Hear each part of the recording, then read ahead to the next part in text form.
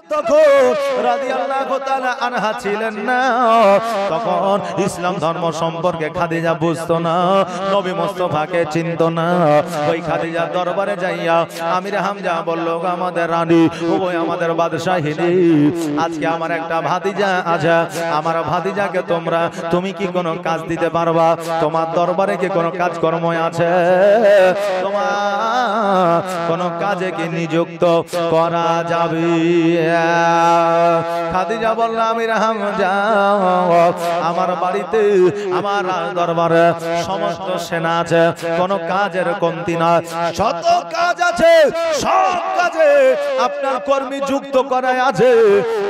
আমির হামজা শোনো, তোমার ভাতিজা যদি কাজ করতে চায়, একটা সিট খালি আছে, একটা কাজের কর্মী না, যে কাজটা হলো ছাগল বকরি চড়ানো।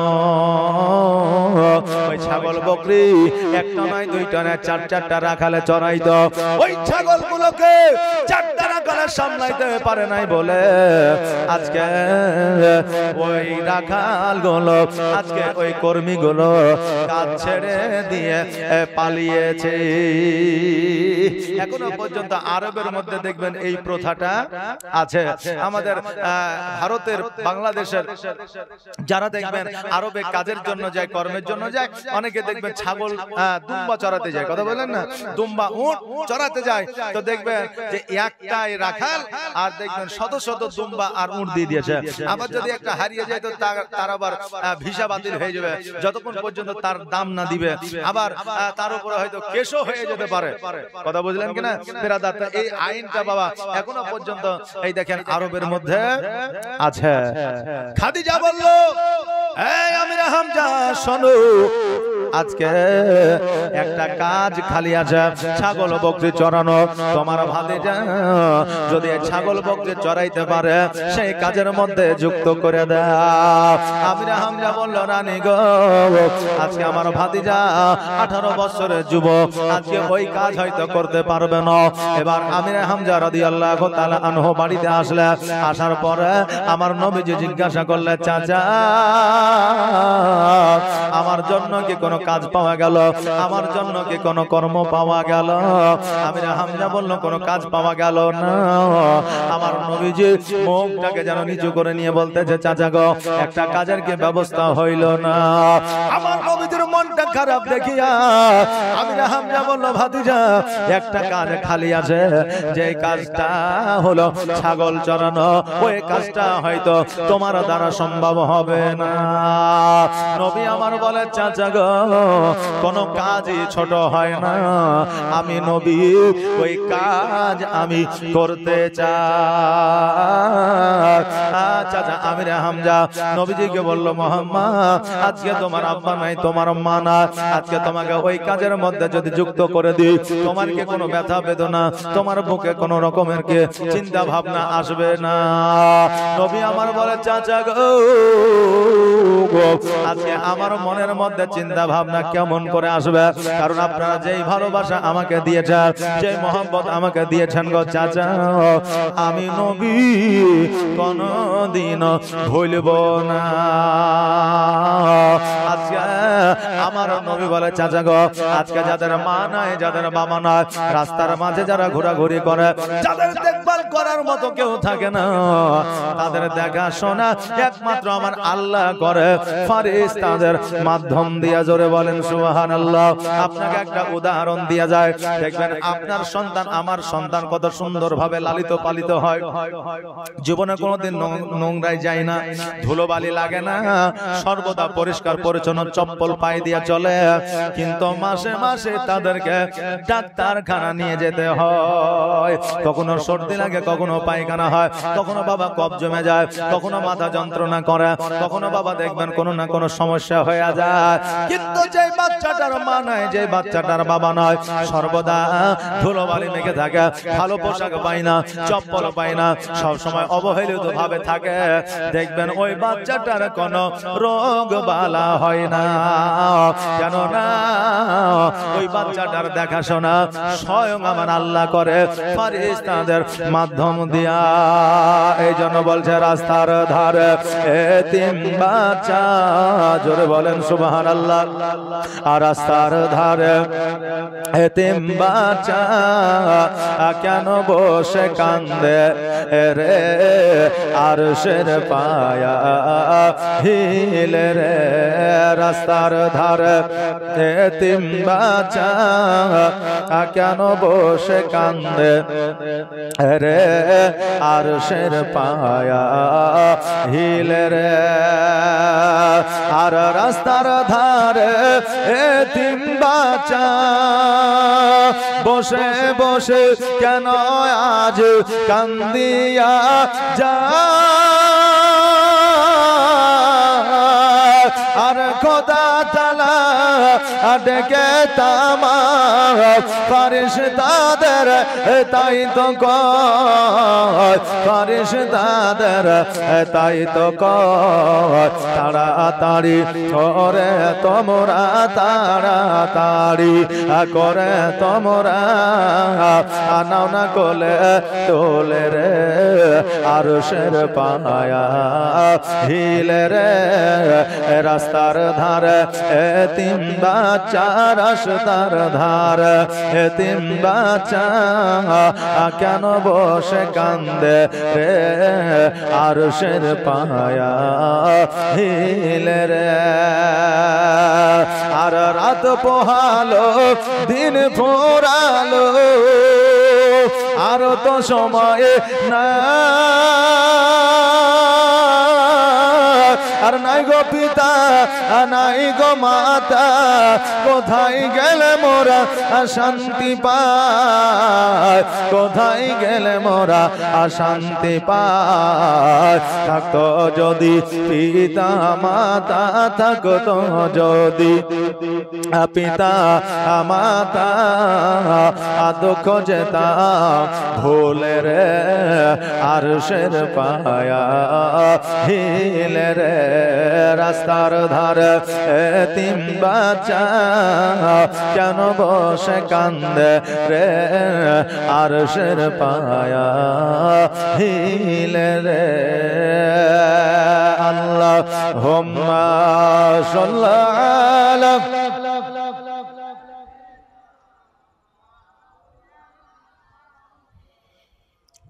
ওয়ালা আলা মৌলানা মুহাম্মদ।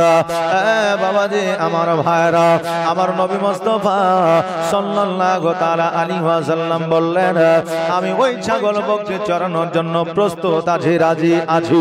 আমার নবীজিকে লইয়া খাদিজার দরবারে গিয়ে হাজির হইলা। খাদিজা বললে, আমি রে হামজা শোনো, তোমার ভাতিজা যখন রাজি আছে আগামী কালকে থেকে কাজে যুক্ত হয়ে যাবে, ছাগল বকরি চড়ানোর জন্য চলে যাবে। দেখবে আমি মাসের শেষে ঠিক আমি বেতন দিয়ে দিব। পরের দিন আমার নবী মুস্তাফা সাল্লাল্লাহু তাআলা আলাইহি ওয়াসাল্লাম একখানা আশায় লইয়া, অর্থাৎ লাঠি লইয়া আমার নবী যেন খাদিজার দরবারে হাজির হয়ে গেল। ছাগল বুঝায় দিল, কোনে কোনে বার করে দিল। আর খাদিজা বলে দিল, মুহাম্মদ আজকে এতগুলো ছাগল দিলাম, এতগুলো ছাগলই আবার যেন ফিরে পায়, গনে গনে আবার ঘরের মধ্যে ঢোকা দিবে।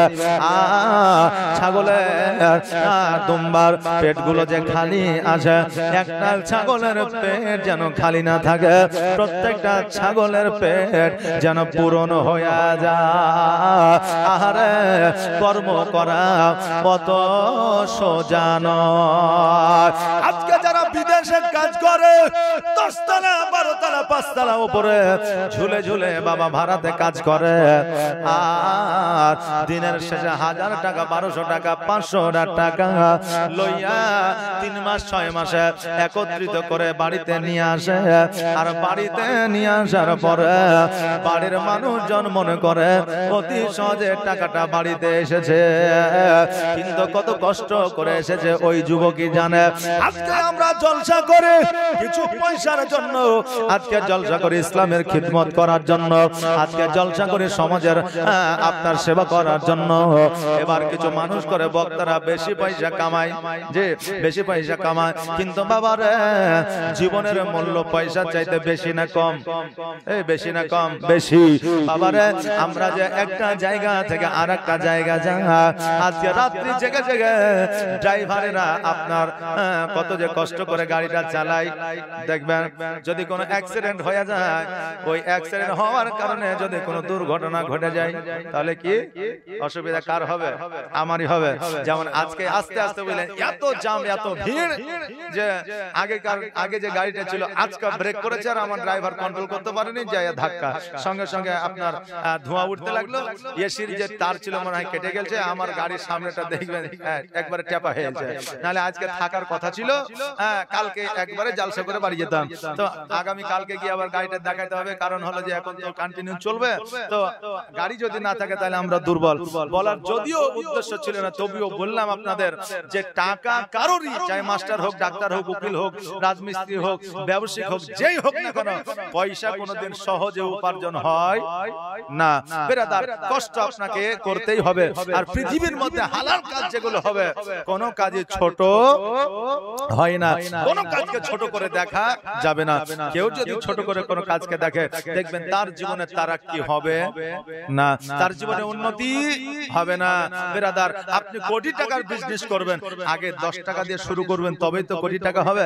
আর ডাইরেক্ট কোটি টাকা দিয়ে শুরু করবেন, তো ওই কোটি টাকা কি করে আপনি নিয়ে আসবেন? কোথা থেকে নিয়ে আসবেন? এই জন্য বাবা, কোনো ব্যবসা, কোনো বিজনেস, কোনো কাজকে ছোট করে দেখা যাবে না, যদি কাজটা আপনার হালালি হয়। আমার নবী মুস্তাফা সাল্লাল্লাহু তাআলা আলাইহি ওয়াসাল্লাম বলে, ওগো আমাদের বাদশাহিরি, আজকে আমি নবী কথা দিলাম, একটা ছাগলের পেটও খালি থাকবে না, জয়টা ছাগল নিয়ে গেলাম, তয়টা ছাগলে আমি আপনারা এই ঘরের মধ্যে গুনে গুনে ঢুকায়া দিব। নবী আমার ছাগলগুলোকে নিয়ে রওনা হয়ে গেল, আর খাদিজাতুল কুবরা রাজ দরবারে আসলো। আসার পরে তার দাসীদের ডাকলো, ডাকার পরে বললো, আমার দাসীরা চলো ছাদের উপরে একটু মজা নিব, একটু আমরা আনন্দ নিব। বলে কেমন করে? বলে একটা যুবক এসেছে ছাগল চড়ার জন্য, 4টা রাখালে ছাগল গুলো সামলাতে পারেনি, আর একটা যুবক নুরানিময় চেহারা নিয়ে এসেছে, এ কেমন করে ছাগল গুলো সামলায় একবার দেখবো।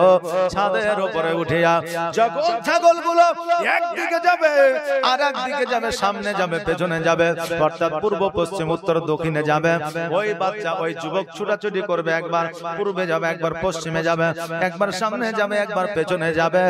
এটা দেখিয়ে আমরা আনন্দ নিব। দেখবেন কারো যদি দেখবেন রেশনের চাল বলেন, ডাল বলেন, রাস্তা দিয়ে নিয়ে এসে সাইকেল থেকে পড়ে গেল, ছিটিয়ে গেল, অনেকে দেখবেন আনন্দ পায়, পাই না? অনেকে আনন্দ, হ্যাঁ কেমন করে লিয়াছিলি পড়ে গেল রে। হ্যাঁ, কেউ যদি বর্ষা দিনে হাঁটতে হাঁটতে দেখবেন পড়ে যায়, একবারে ধারাপ করে পড়ে গেল, হ্যাঁ, তো ওকে যে ধরবে তার আগে বললেন দাঁত বাইরে করে হাসছে। হ্যাঁ, আবার বুঝে না যে ও পড়ে যায়, লজ্জিত হয়েছে এমনি, আবার ওর নাইড় হাতে বললেন এই কাদা দেখে বলে, চাচা পড়ে গেছিলেন নাকি? লোকের সামনে বলবে, বুঝলেন না? এটাতে যে কত লজ্জিত হয়েছে ওই একমাত্র জানে। হ্যাঁ, তো এই জন্য আমরা অনেকে বললেন কিছু কর্ম, কিছু কাজ আছে, আমরা কেউ বুঝে মজা লি, আর কেউ না বুঝে আমরা আনন্দ নিই। তো খাদিজা একজন রানী, বাদশাহিনী, তখন অত জ্ঞান ছিল না, আর তখন ইসলাম সম্পর্কে তার অভিজ্ঞতা ছিল না। তো খাদিজা বলছে দাসী, তো দাসী দেখবেন যারা দাসী হবে, মেয়েদের বন্ধু মেয়ে হয় নাকি না ছেলে হয়? মেয়েদের বন্ধু মেয়ে হয়। তো আমার খাদিজার দাসী ছিল মেয়েরা। এখন বাবা মেয়েদের বন্ধু মেয়ে হয় না, এখন মেয়েদের বন্ধু ছেলেও হয়, ছেলেদের বন্ধু মেয়েও হয়। তো এখন ইংরেজি ভাষায় একটা কথা আবার বলছে, বন্ধুও বলছে না, ফ্রেন্ডও বলছে না, কি যেন বলছে, বৃষ্টি না কি বলছে, বেস্টু।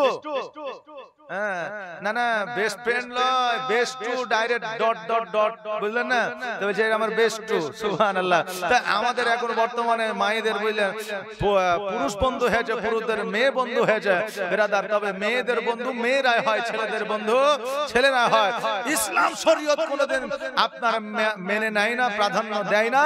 এটা কোনো রুলস নিয়ম নাই যে ছেলে আপনার কোন মেয়েকে বন্ধু করতে পারবে, এরকম কোন অপশন নাই। এরকম কোনো সুযোগ নাই বেরাদার মিল্লাত ইসলামিয়া।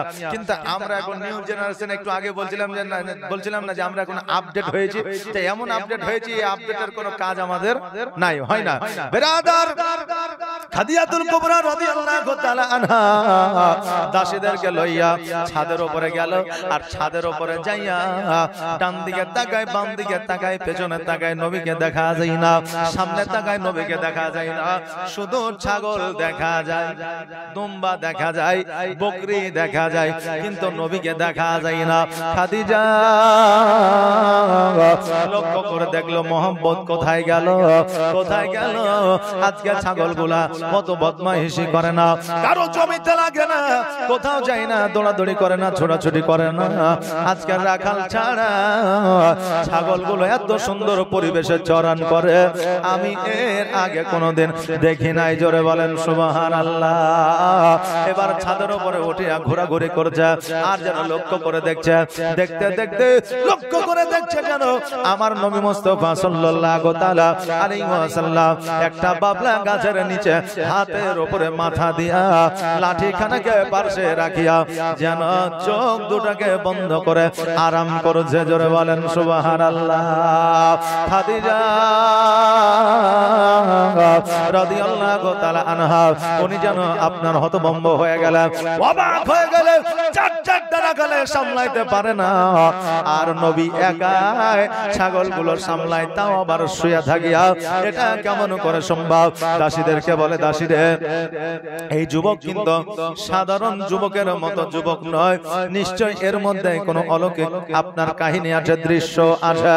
এবার বাবা খাদিজাতুল কুবরা রাদিয়াল্লাহু তাআলা আনহা যেন আপনার তাকায় তাকায় নবীজির দিকে লক্ষ্য করে যেন দেখতে আছে। দেখবেন কোন নতুন জিনিস যখন দেখবেন, ওই জিনিসটার দিকে আপনার চেয়ে চেয়ে থাকবেন না, থাকেন না? থাকে।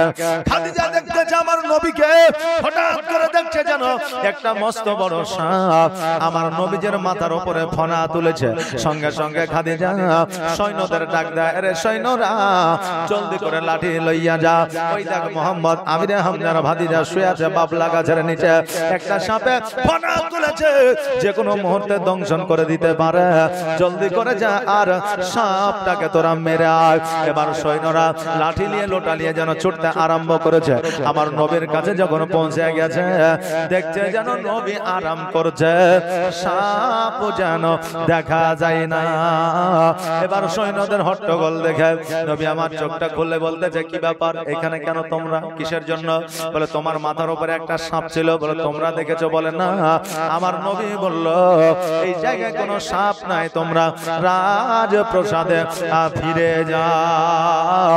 সকল সৈন্যরা রাজপ্রাসাদে বাবা ফিরে আসলো। আমার নবীজি এইভাবে ছাগল বকরিগুলো সন্ধ্যা পর্যন্ত চরণ করিয়া এবার বাড়িতে নিয়ে আসলো। রাজপ্রাসাদে আপনার গনে গনে যেন ঢোকায় দিল, একটা ছাগল বকরিও কম নয়, আর একটা ছাগলের পেটও খালি নয়, সব ছাগলের পেট পূরণ হয়ে গেছে।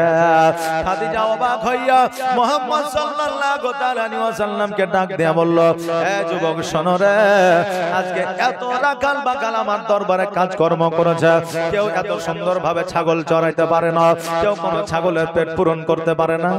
আজকে ছাগলগুলো এত বদমাইশি করেছে, কোনো না কোনো ছাগলের ক্ষয়ক্ষতি হয়েছে, কিন্তু আজকে কোনো ছাগলের ক্ষয়ক্ষতি হয় না, বদমাইশি করে না। আজকে তোমার মধ্যে যে অলৌকিক দৃশ্য দেখলাম, এটা আমি দেখে নিজেকে আমি বিশ্বাস করতে পারছি না। আমার নবী বলে, খাদিজা ওই আমাদের বাদশাহী, আজকে যেটা আপনি দেখেছেন ওইটা আলবাত্তা সত্য। জোরে বলেন সুবহানাল্লাহ। কারণ আমার নবীকে যারা স্বপ্নের মাধ্যমে দেখে, তারা কোনোদিন ভুল স্বপ্ন দেখে না, কারণ নবীর ডুপ্লিকেট পৃথিবীর মধ্যে কোনো শয়তান করতে পারবে না। আমার নবী মুস্তাফা বলতেছেন, তুমি যেটা দেখেছো ওটা সত্য। বলেন সাবধান কেন আসলো? বলে খাদিজা আমি যখন ওই বাবলা গাছের নিচে শুয়েছিলাম সাপটা আমার মাথার উপরে ফনা তুলেছিল ঠিকই, কিন্তু ওই সাপটা ফনা তুলেছিল আমাকে দংশন করার জন্য নয়। ওই বাবলা গাছের পাতার উপর দিয়া সূর্যের আলো পড়তেছিল। ওই সাপটা যখন দেখেছিল আমার নবী মুস্তাফার মুখের উপরে সূর্যের আলো পড়ছে, নবীর আরাম করতে অসুবিধা হচ্ছে, এই জন্য ওই সাপটা ফনা তুলে আর সূর্যের আলোটাকে আড়াল করেছিল যাতে আমার আরাম হয়ে যায়। জোরে বলো সুবহানাল্লাহ। মেঘ মাথায় ছায়া করে মোর নবীজির মাথাতে, জোরে বলেন সুবহানাল্লাহ। মেঘ মাথায় ছায়া করে মোর নবীজির মাথাতে, আর সাপ এসে হাওয়া করে দয়ার নবীর গায়েতে।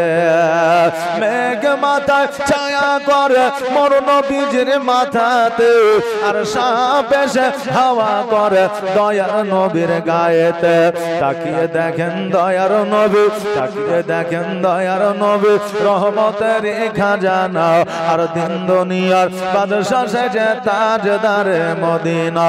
তাই হালিমা তোমার কোলে, তাই হালিমা তোমার কোলে কে এসেছে দেখো না, আর দিন দুনিয়ার বাদশা সেজে তাজদারে মদিনা। মরুভূমির গরম বালু নরম পায়ে হাত বোলায়, জোরে বলেন সুবহানাল্লাহ।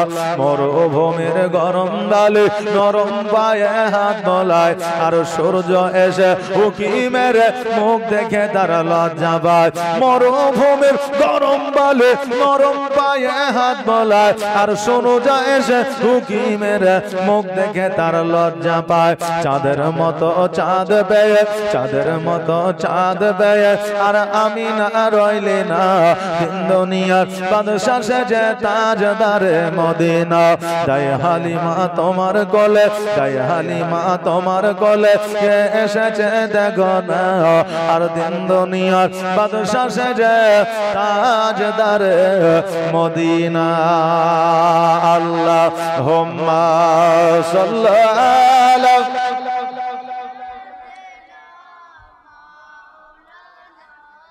মুহাম্মাদ ওয়ালা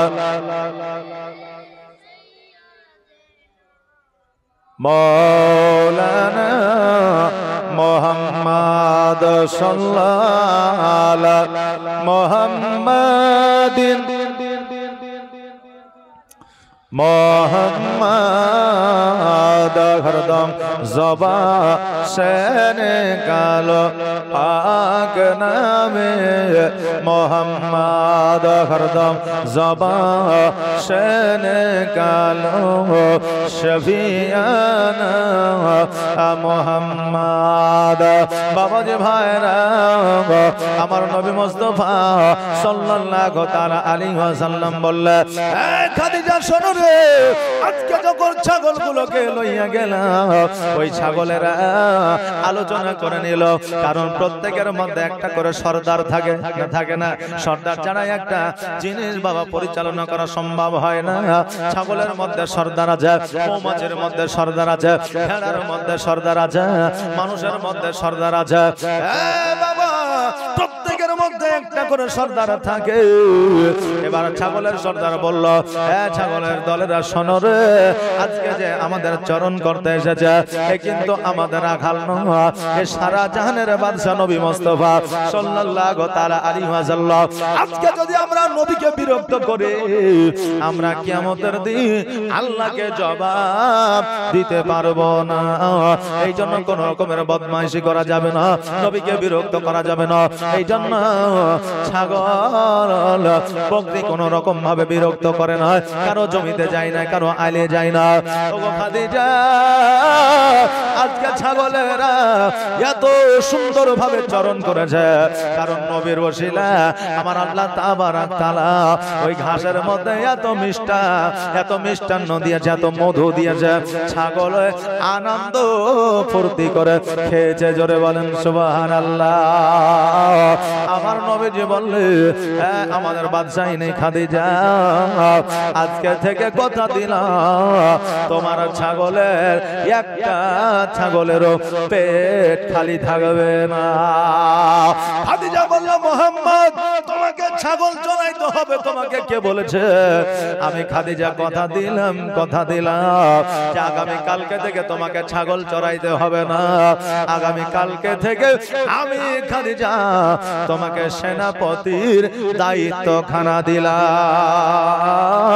আমার নবী বলতেছে, খাদিজা আমি যদি সেনাপতির দায়িত্ব খানা নিই, আজকে যে সেনাপতি আছে সে কোথায় যাবে, তার কর্ম কি হবে, তার বেতনের কি অবস্থা হবে, তার পরিবার কিভাবে চলবে? আজকে আমার নবী কেমন শিক্ষা দিয়েছে দেখেন।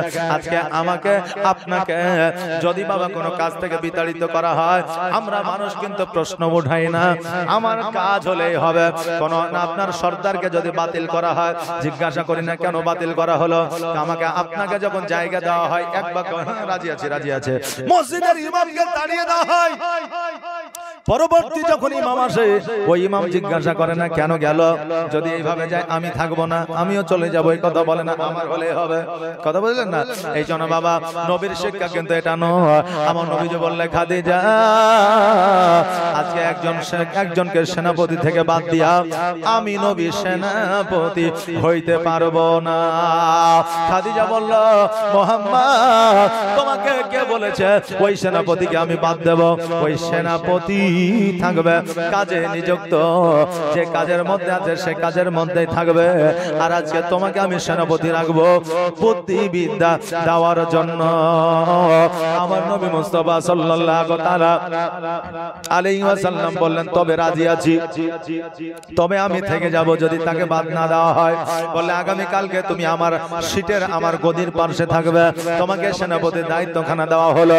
নবী আমার বাড়িতে গেল, বাড়িতে যাওয়ার পরে চাচা আমির হামজাকে বলল, চাচা গো আমার প্রমোশন হয়েছে, আমাকে খাদিজা সেনাপতির স্থান দিয়েছে।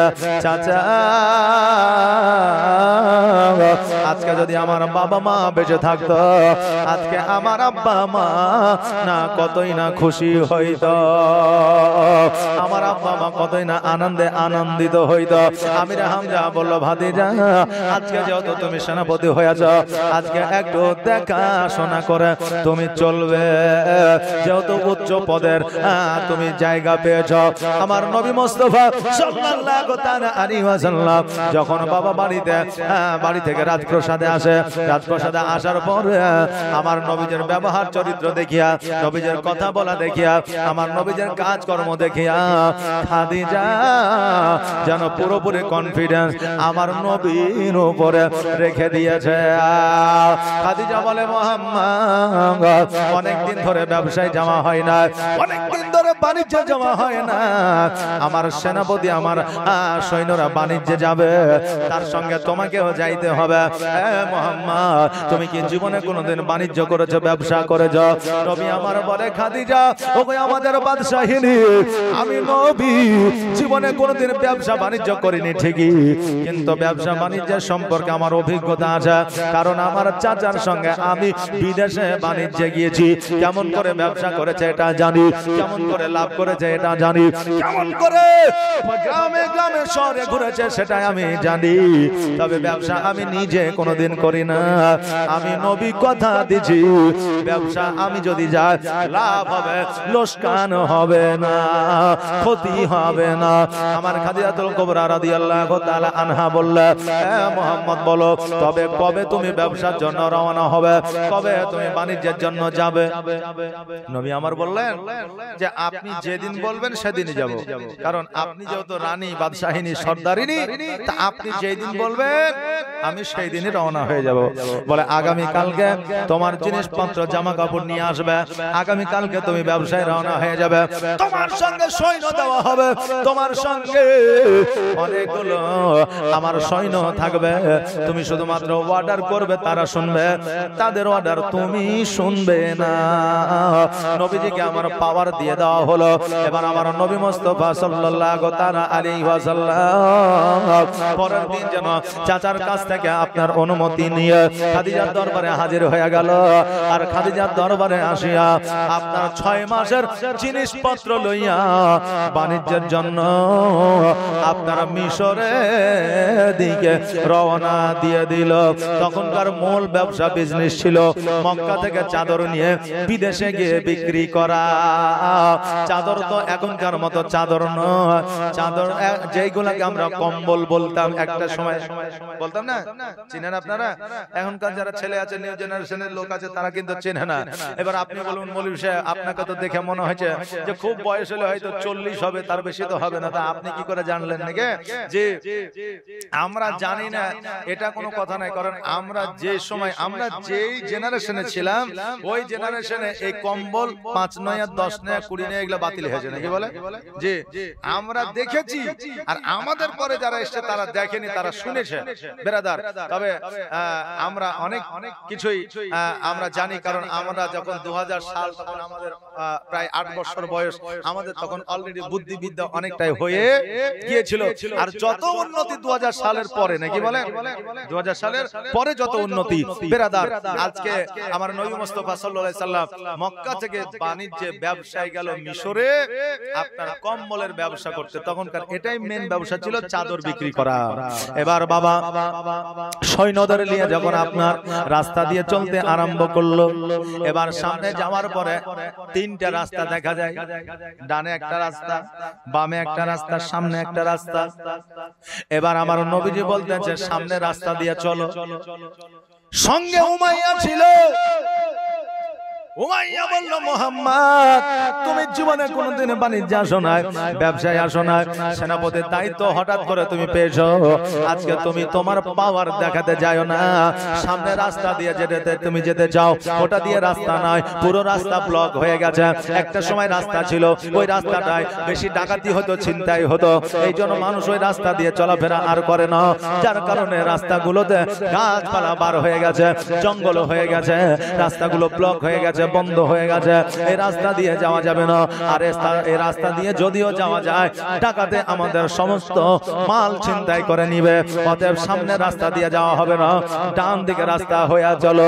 নবী আমার বলে, উমাইয়া আমার খাদিজা কি বলেছে আমার কথা তোমাদের শুনতে হবে। আর আমি যেটা জানি তোমরা সেটা জানো না। আমার নবী মুস্তাফা সাল্লাল্লাহু তাআলা আলাইহি ওয়াসাল্লাম আগে আগে উট নিয়ে চলতেছে। খোদার কসম করে বলি রে বাবা, যে রাস্তাগুলোতে জঙ্গল হয়ে গিয়েছিল, লতা পাতা আপনার বার হয়ে গিয়েছিল, আমার নবী আগে আগে চলে। আর লতা পাতা গাছপালা সবাই নিজে নিজে সরে সরে আমার নবীকে যেন রাস্তা বানায়া দেয়। জোরে বলে সুবহানাল্লাহ। সকল সৈন্যরা দেখিয়ে যেন হতভম্ব হয়ে যায়, অবাক হয়ে যায়। এইরকম অলৌকিক দৃশ্য আগে কখনো দেখি না। মেয়ত রাস্তায় যখন চলে গেছে, যাওয়ার পরে দেখছে যেন শত শত উট ওই জঙ্গলের মধ্যে যেন পড়ে আছে।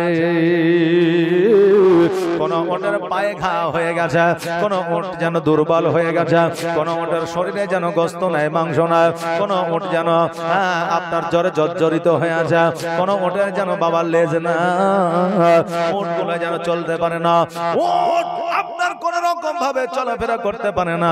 কোন উটকে যেন বাঘে আপনার খাম করে দিয়েছে, শিয়ালে খাম করে দিয়েছে, ক্ষত বিক্ষত করে দিয়েছে।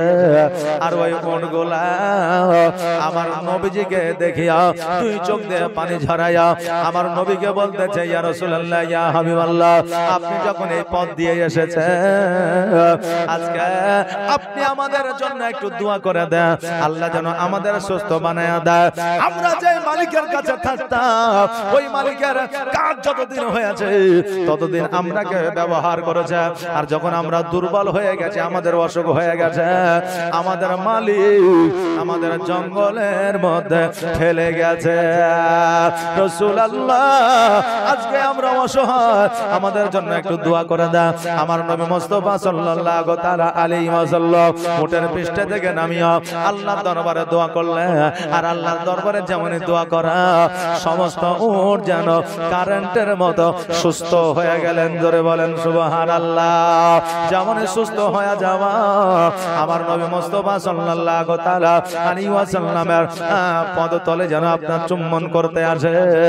কারণ হইল আজকে ওই পশু পাখিরা তারা জানতো যে এই পথ দিয়ে আমার নবী আসবে, তারা খুশবু, তারা সেন্ট পেয়েছিল, যার জন্য ওই জায়গায় তারা শুয়েছিল। আর তারা আল্লাহর কাছে দোয়া করেছিল, আল্লাহ গো এই পথ দিয়ে আমার নবীকে পাঠায়া দাও, আমার নবী আমাদের জন্য দোয়া করে দেবে। আর আল্লাহ তুমি আমাদেরকে সুস্থ বানায় দিবা। আল্লাহ আদম আলাইহিস সালামের দোয়া নবীর ওসিলায় কবুল করেছিলা।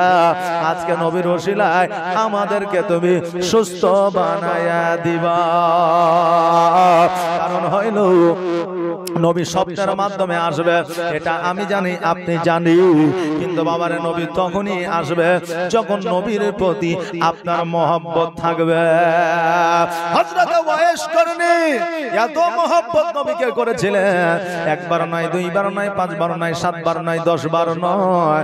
আমার হযরত ওয়াইস করনি রাত্রি বেলায় যখনই বিছানায় শায়িত হয়ে যাইতে আমার নবীজি ওই ওয়াইস করনির স্বপ্নের মাধ্যমে চলে আসতেন। জোরে বলেন সুবহানাল্লাহ। এই জন্য বাবারে নবীকে দেখার জন্য চোখ থাকলে শুধু হবে না, নবীকে দেখার জন্য আমাদের অন্তরে মহব্বত থাকতে হবে।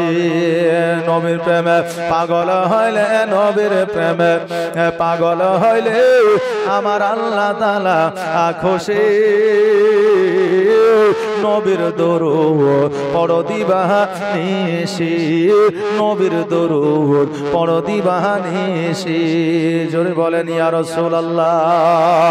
নবীর প্রেমে পাগল হইলে, নবীর প্রেমে পাগল হইলে আমার আল্লাহ তাআলা খুশি। নবীর দরুদ পড়ো দিবানিশি, নবীর দরুদ পড়ো দিবানিশি। ও কি নবীর প্রেমে পাগল হইলে আমার আল্লাহ তাআলার দিদার মিলে গো। জোরে বলেন সুবহানাল্লাহ। ও কি নবীর প্রেমে পাগল হইলে আমার আল্লাহ তাআলার দিদার মিলে গো। থাকো যদি যদ বাহালে, থাকো যদি যদ বাহালে হইয়া প্রেম উদাসী। নবীর দরুদ পড়ো দিবানিশি, নবীর প্রেমে পাগল হইলে, নবীর প্রেমে পাগল হইলে আমার আল্লাহ তাআলা খুশি। নবীর দরুদ পড়ো দিবানিশি। আমরা নবীর প্রেমিক কে কে একবার হাত উঠায় বলেন তো দেখি। চারটা নাকি? আমরা নবীর প্রেমিক, আমরা সবাই, সকলে নাকি? আমরা নবীর প্রেমিক সবাই এবং সকলে নবীর জীবনী শুনতেছে। আসেন নবীকে কেমন ভালোবাসেন, নবীর মহব্বতে। আমি 10টা ভাইয়ের কাছে 100 টাকা করে টাকা চাইছি। 10টা ভাই এখানে আছেন, 10টা ভাই 100 টাকা করে টাকা একটু চটজলদি করে দিয়ে দেন। ধার বাকির কোনো সিস্টেম নাই বাবা যে পরে দিয়ে দেবেন, তাহলে একজন যুবক 200 টাকা দিয়ে গেল। সুবহানাল্লাহ, জাযাকাল্লাহ, মাশাআল্লাহ, বারাকাল্লাহ। এই ভাই একটু আসেন তো চটজলদি করে। কারণ হলো আমরা সবাই জানি হিসাবে কাঁচা কিন্তু কেউ হইলই নাকি, যে এখন প্রত্যেকের মোবাইলে ক্যালকুলেশন আছে, কিছু হলে মাথা কাটাতে হয় না, ফাটাফাট ক্যালকুলেশন করে দেয় ব্রাদার। তাই বলবো যে এই দেখেন এত বড় একটা প্যান্ডেল হয়েছে, তারপরে মাইক আছে, বক্তা আছে, দেশের আলেম ওলামা আছে ব্রাদার, একটা খরচার ব্যাপার আছে।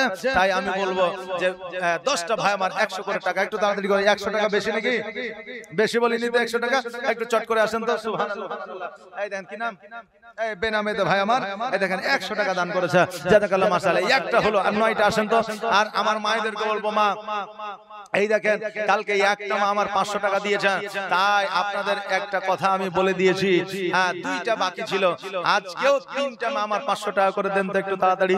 তাহলে আজকে যদি আমার মায়েরা 3টা মা আমার যদি 500 টাকা করে দেয়, আমি এই মাকে এই মায়েদের একটা মশলা আমি শিখিয়ে দিয়ে যাব যে আমার মায়েরা এই দেখেন মুখ মানে ঠোঁটে লিপস্টিক দিতে পারবে কিনা, টিপ পরতে পারবে কিনা, তারপরে মেকআপ করতে পারবে কিনা, চোখের ভুরু শেভ করতে পারবে কিনা, আর চুল ছোট করতে পারবে কিনা। দাও ইমরান, এই দেখেন ইমরান 100 টাকা দান করেছে।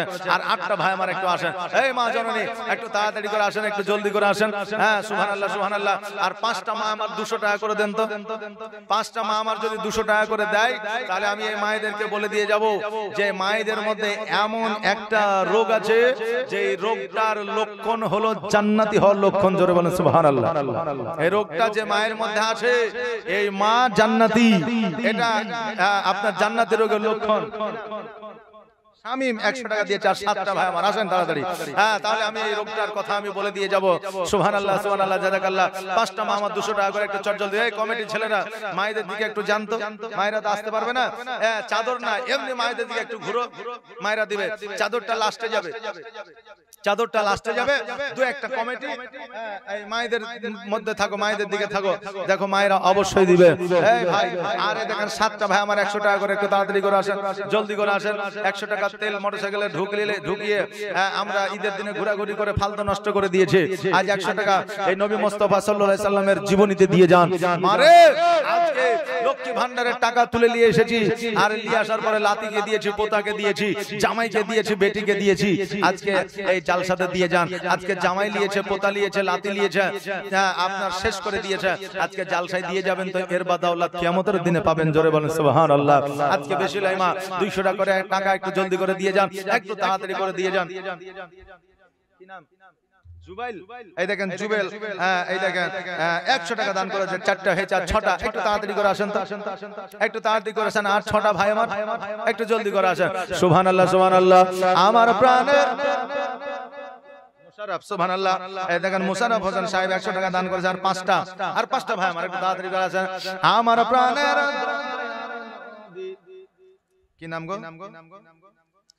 এই দেখেন বেনামে, এই দেখেন 2টা ভাই আমার 200 টাকা দিয়ে পাঠাই যা। সুবহানাল্লাহ জাযাকাল্লাহ। আর এই দেখেন আর 3টা ভাই আমার একটু তাড়াতাড়ি করে আসেন। আর 3টা ভাই সুবহানাল্লাহ জাযাকাল্লাহ মাশাআল্লাহ। আলী আসগর সুবহানাল্লাহ। এই দেখেন আলী আসগর কত সুন্দর নাম। এই দেখেন আলী আসগর 100 টাকা দান করেছে। জাযাকাল্লাহ মাশাআল্লাহ বারাকাল্লাহ সুবহানাল্লাহ। আলী আসগর ভাই আমার যে আশায় জানিয়াতে করে গেল দান, দানকে কবুল করো ও গো রহমান গো। আব্বা চা বানায় দাও বলবো। সুবহানাল্লাহ। বলছে যে একটা চা বানায় দাও, এটা বলেন। আচ্ছা এটা তো আমি বলে খতম করে দিয়েছি নাকি বলে যে বলে শেষ করে দিয়েছি। তবে যাই হোক এটা আবার বলবো। এই দেখেন ইউটিউবে প্রত্যেকটা ইউটিউবে রেকর্ডিং হচ্ছে, আর এটা যখনই বুঝলেন যাবে তো ভাইরাল হয়ে যাবে। অনেকে অনেক রকম কমেন্ট করবে যে এই মৌলবী চা বেচতে লেগেছে, কথা বুঝলেন না, যে এই জন্য খুব একটা বলা যাবে না। তবে রিকোয়েস্ট যখন রেখেছেন তখন একবার বলে দেবো। কি রাজি আছেন আপনারা? শুনবেন শুনবেন? একটা ভাই আমার 500 টাকা দেন তো, শুনবেন তো? একটা ভাই আমার 500 টাকা নিয়ে আসেন, আসেন একটু তাড়াতাড়ি করে নিয়ে আসেন। সুবহানাল্লাহ সুবহানাল্লাহ। হ্যাঁ জাযাকাল্লাহ মাশাআল্লাহ। একটু তাড়াতাড়ি করেন গো। আব্বা চলে যেও না গো, আব্বা ছেড়ে যেও না গো, আব্বা ভুলে যেও না। ওই কারবালা ময়দান হতে কেউ ফিরে এলো না গো, আব্বা চলে যেও না গো, আব্বা ছেড়ে যেও না গো, আব্বা ভুলে যেও না।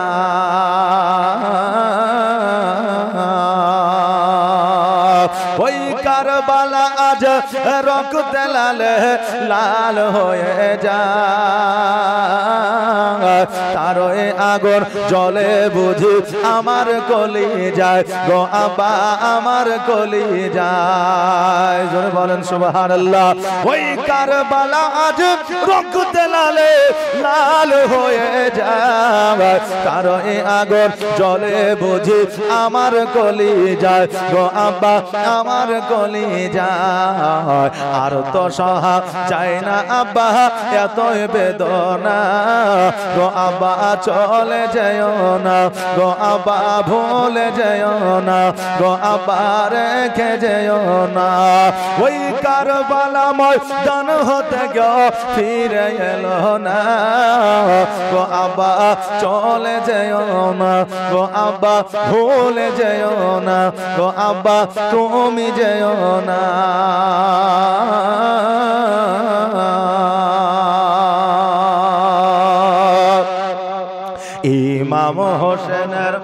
ইমাম হোসেনের হস্ত ধরে কান্দে সাকিনা গো আব্বা চলে যেও না গো আব্বা ভুলে যেও না সুবহানাল্লাহ জাযাকাল্লাহ আর দুইটা ভাই আমার 100 টাকা করে দিতে পারবে না তাহলে 10টা হয়ে যাবে আর দুইটা ভাই আমার একটু জলদি করে তাড়াতাড়ি করে আসা মায়েরা 5টা মা আমার 200 টাকা করে বললাম একটা মাও আসে নাই একটা মাও 200 টাকা একটা মাও দেয় নাই সুবহানাল্লাহ জাযাকাল্লাহ মাশাআল্লাহ বারাকাল্লাহ মা জননী আজকে আপনাদের বলে যায় মা ফাতেমা তো জোহরা রাদিয়াল্লাহু তাআলা আনহা জান্নাতের রানী জান্নাতের সরদারিনী আজকে আমার মায়েরা ফাতেমার সঙ্গে জান্নাতে যাবে ওই ফাতেমার বাড়িতে খাবার নাই ওই ফাতেমার বাড়িতে টাকা নয় ওই বাড়িতে কোন রকমের সোনাদানা মণিমুক্তা হীরা না আমার ফাতেমা সামান্য একটা রুটি তৈরি করেছে ইমাম হাসান হোসেনকে নিয়ে রমজান মাসে রোজা খুলবে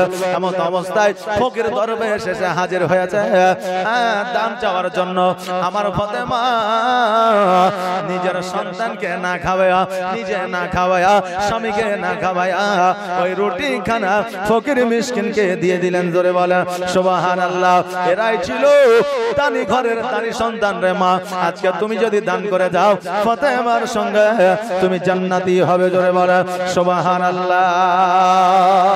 তাই মারে আর দেরি না করে 5টা মা আমার 200 টাকা করে একটু তাড়াতাড়ি করে দিয়ে যান তো একটু জলদি করে জাযাকাল্লাহ মাশাআল্লাহ বারাকাল্লাহ আপনাদের জন্য খাস করে দোয়া করে দিয়াবো আর দুইটা বাপজি আমার 100 টাকা করে 200 টাকা একটু তাড়াতাড়ি করে আসেন একটু জলদি করে আসেন আর যদি না আসেন তাহলে আপনাদের লস নাকি বলে আমার আবার কি লস বলে যতক্ষণ না দিবেন ততক্ষণ আমি চাহিদি থাকবো নাকি যে জীবনের দিকে আগা যাবে না আর যত তাড়াতাড়ি দিবেন আমি চাহা বন্ধ করে দিয়ে নেওয়া বন্ধ করে দিয়ে জীবনে শুরু করে দিব আর না হলে বলতে লাগবো একটা চা বানাও আমার জন্য একটা চা বানাও আমার জন্য আদা দিও এলাচি দিও চিনি দিও সামান্য একটা চা বানাও আমার জন্য আরেকদিন বলেছিলাম যে একটা চা বানাও আমার জন্য শেষ পর্যন্ত এই একটা চাও আসেনি এখন আজ যদি আসে একটা নাকি বলে জি আজকে যদি একটা আসে সুবহানাল্লাহ জাযাকাল্লাহ মাশাআল্লাহ আর দুইটা ভাই আমার 100 টাকা করে দেন তো একটু তাড়াতাড়ি করে আর দুইটা ভাই 100 টাকা আর 50 টাকা করে 10 টাকা করে নাই একটু চটজলদি যার কাছে যেটা আছে একটু নিয়ে আসেন তো একটু তাড়াতাড়ি করে আসেন যার কাছে যেটা আছে একটু তাড়াতাড়ি করে নিয়ে আসেন দেরি আর করব না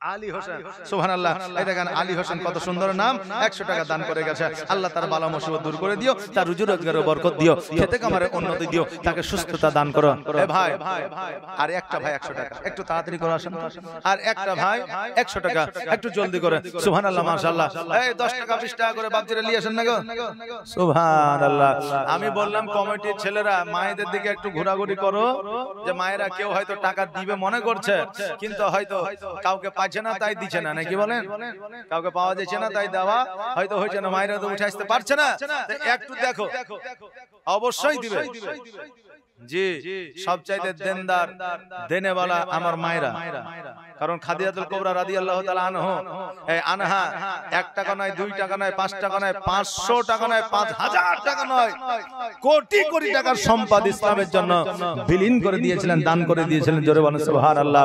ওই খাদিজাতুল কুবরা রাদিয়াল্লাহু তাআলা আনহার জাত আমার মায়েরা, সুবহানাল্লাহ সুবহানাল্লাহ। আর একটা ভাই আমার 100 টাকা দিবেন, আর এই দেখেন মায়েরা 5টা মা আমার 200 টাকা করে দিবেন। যদি দেন তবে বলবো, যদি না দেন তাহলে কিন্তু আজকে বলবো না, কাল বলে দিয়েছি কিন্তু আজকে বলবো না, কিন্তু 5টা মাকে আমার 500 টাকা দিতেই হবে। ব্রাদার শুধু এটাই নয়, যদি আমার মায়েরা 200 টাকা করে 5টা মা আমার দেয়, তাহলে এই মায়েদেরকে এটাও